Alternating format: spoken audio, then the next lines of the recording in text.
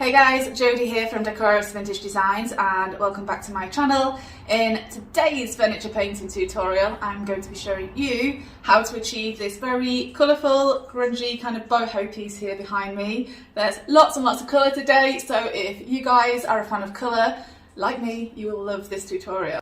Also, there is a giveaway this week. So if you guys screenshot this video and post it to your Instagram stories tagging Decorous Vintage Designs, you will have a chance to win 8 ounce of Dixie Belle paint, colour of your choice, and also will be featured in next week's video.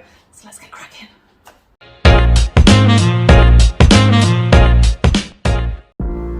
I started this project like I start all of my projects, and that is by giving the piece a really good clean. In this bottle I have a mixture of white lightning, which I'm going to clean this piece with.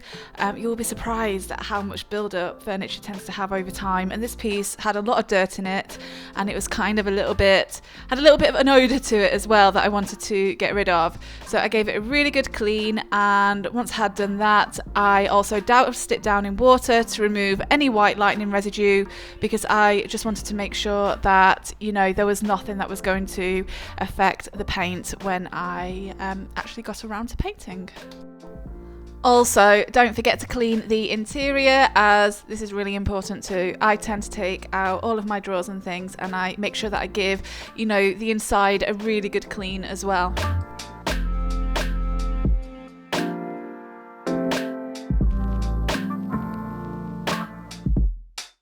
We've got a squeaky clean bureau now, and I am now going to put a base of Savannah Mist on there. So this is a really soft kind of grey colour. I just like to put a base layer on before I start layering any of the colours. It's just my process. So yeah, I'm going to talk you through that now. I applied my Savannah Mist with a premium chip brush, so I'm just wanting to get a really solid base on here that I can build on top. That way when I'm layering colours I don't have to worry about what's underneath. I am also not using any water, and I am painting in one direction for this one. If you want more texture then you can paint in other directions, but for this I just want to get a nice solid base on there. Although I didn't use any water and I gave this a really good dry, there was still a little bit of residual water sort of hanging around there, so it did help the paint move around a little bit. Okay, so we've got our Savannah Mist on now. It's just a really rough base layer. I'm not sure if I'm going to be sanding this back yet. I'm kind of making this up as I go along, but that is there if I need it, and it means that I can start to layer other colours on top of it now as well. My next colour is Mermaid Tail, which is this lovely green turquoise, really rich. And I have a premium chip brush, and I'm going to be stippling this on now. These chip brushes that I use are natural bristled, and using natural bristled brushes means that you get lots and lots of texture, so they tend to create more texture. Also, by stippling I am also creating more texture and almost creating a stone-like effect. As I stipple, I am kind of stippling in different directions, so I will occasionally just turn my brush around just to make sure that I get some variations in brush strokes, or, you know, brush tappy texture. I'm not exactly great in brush strokes here, but you guys get what I mean. And I'm going to cover this whole piece in Mermaid Tail. That being said, even though I am painting the whole piece in this, I am leaving some of the Savannah Mist poking through, because what I have in mind for this piece is to make it look a little bit old, a little bit grungy, a little bit distressed, and the best way to do that is to layer colours and have each different colour peek through as though it started to wear down over time.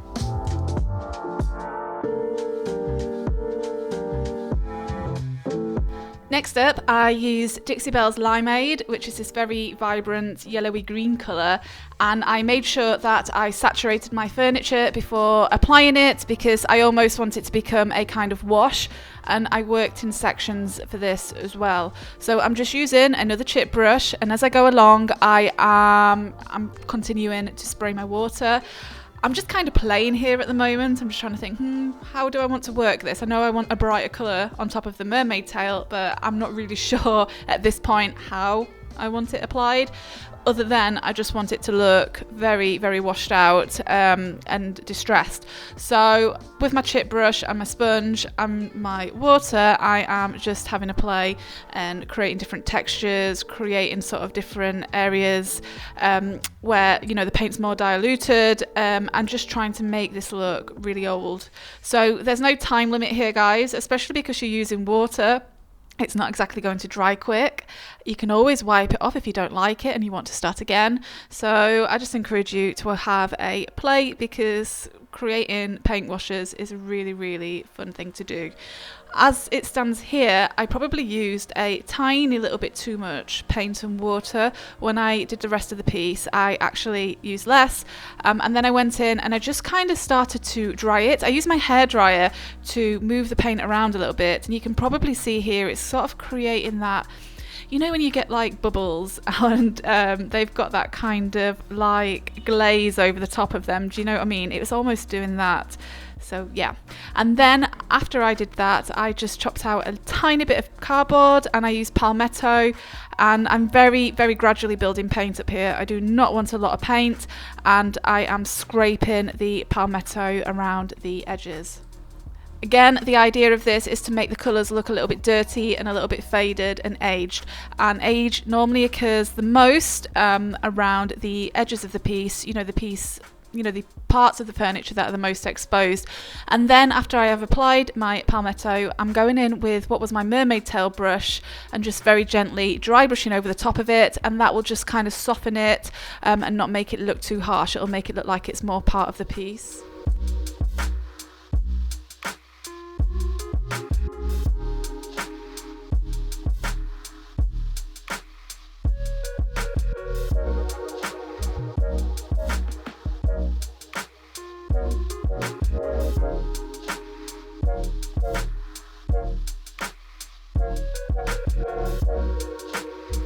Then with another chip brush, I am also just adding more of the Limeade. So the Limeade isn't watered down this time. I am putting a tiny little bit on my brush, and I'm kind of going back and forth. I'm sort of stippling it in some areas. So I'm going to stipple it and make it look random. And then once the Limeade is off of my brush, there's hardly any left on there, I'm then kind of just dry brushing the rest over the top and just blending those edges out. And again, this is just to make the colour look faded. So imagine that maybe the Mermaid Tail at some point had, some strong yellow pigment in it, and all these colours have just started to age over time, so the Mermaid Tail has started kind of almost become bleached and started fading into the Limeade, and then the palmetto is where it's sort of darkened and aged. So this is my kind of messy head process, I guess, when I'm painting like this, but it's just a really fun way to paint and so relaxing. I just find this kind of painting so relaxing because it's just all about playing with colours and just being in the moment and enjoying what you're doing.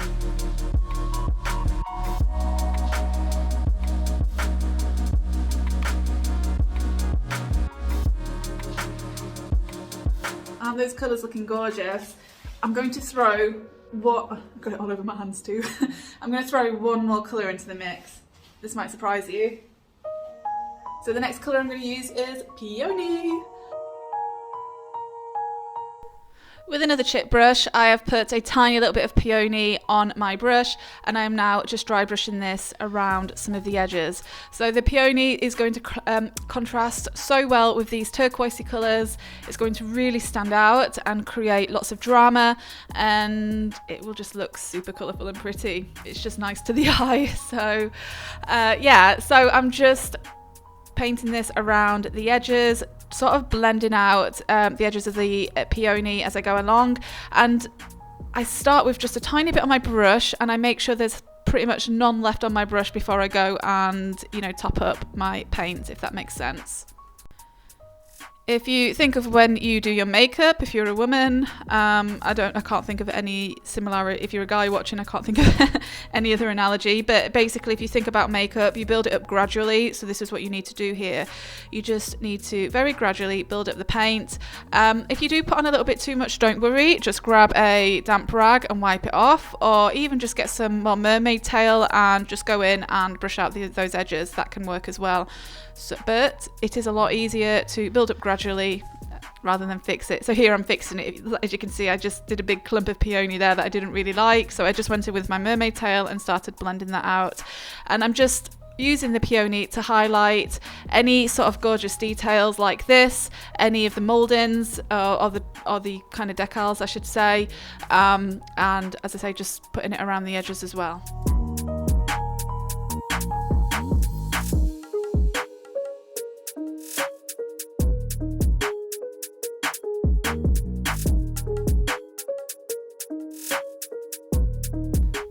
So it's now time to paint the interior, and I started with Prickly Pear, which is this gorgeous hot pink, and mixed it with this soft white Whitecap from the Dixie Belle Silk range. So I wanted this really soft, almost like bubblegum type pink, but because the Prickly Pear was so strong, it took quite a lot of white. So in the end, I probably used around 50-50, a 50-50 solution. So 50% Prickly Pear and 50% Whitecap. And the reason why I'm using silk paint is because it has a built-in top coat.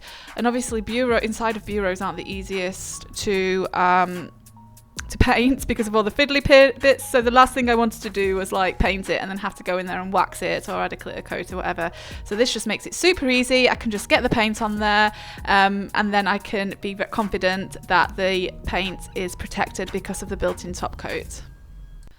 Also, I made far too much mixture here because I wasn't expecting the Prickly Pear to need so much white. So if you do this, just make sure you have a sealed container to hand. I just used an old paint pot for this, and I poured it in there, and I've got a colour now that I can use whenever, and then I just went in there and started painting. So I'm using a synthetic brush. I'm using the mini angled brush, and this is perfect because it means I can easily get into all of those fiddly little corners because of the shape of it, and the synthetic bristles means I won't really have any brush strokes.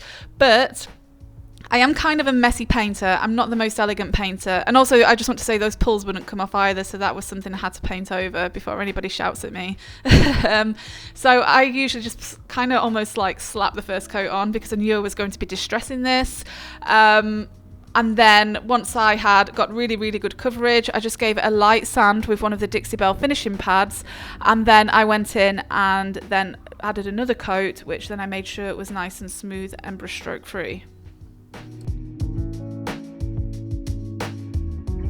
I then used a silkscreen stencil. This is the botanical one, and these are fantastic because you just stick them down, there's no bleed through, and you can reuse them if you keep them clean. So I'm going to apply some more Whitecap, and I'm going to apply it with a sponge and just dab that on there.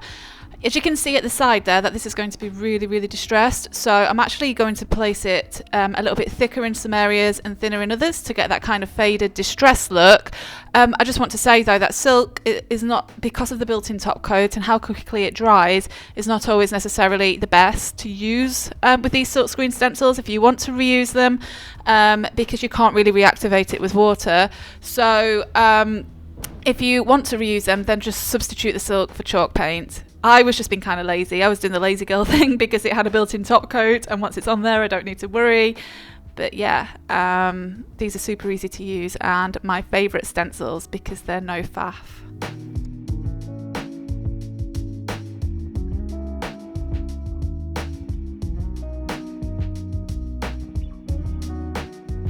I then added some black wax all around those edges. This is not to seal, this is purely decorative because black wax is fantastic for adding age.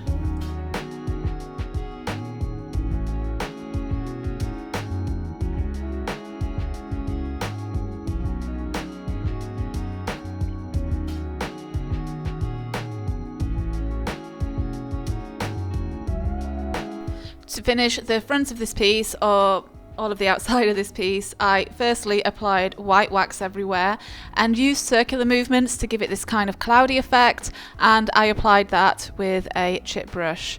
White wax is fantastic for making colours look softer, a little bit more muted and pastel-like, and it's great for bringing colours together. So that's why I'm using this here.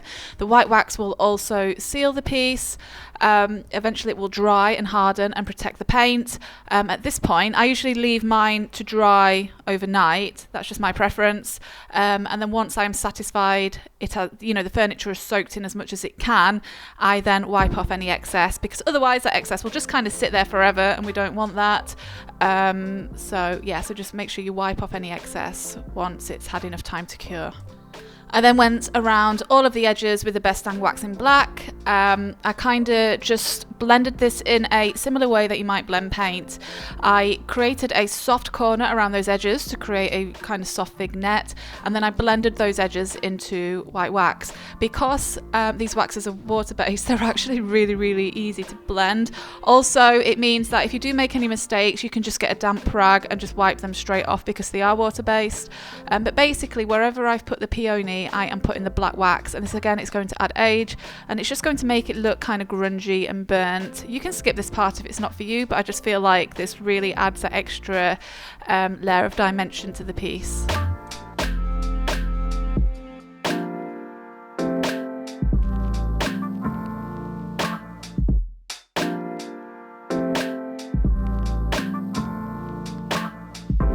And here's the finished look, and I managed to capture this in great light because I did this outside. Let me know in the comments what your thoughts are on this look, and as always, have a great time painting. Take care and bye bye.